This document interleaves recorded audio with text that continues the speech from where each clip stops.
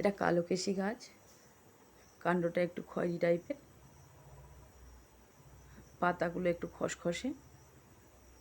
এই যে ফুল হয়েছে, ছোট্ট ছোট্ট সাদা সাদা ফুল হয়, দানা হয়ে ঝরে পড়ে গেছে।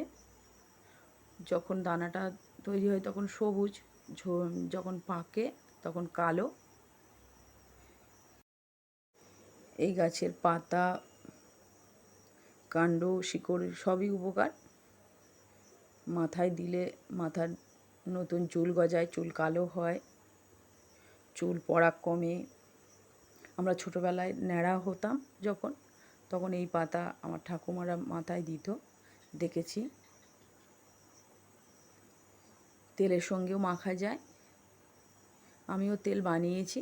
আপনারা যদি দেখতে চান অবশ্যই কমেন্ট করে জানাবেন।